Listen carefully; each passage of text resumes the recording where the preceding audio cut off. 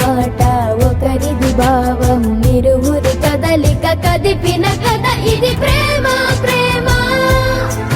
తిరిగొచ్చే తీయగా ఇది ప్రేమ ప్రేమ ఎదురొచ్చే హాయిగా ఇది మనసుని తడిపిన క్షణము కదా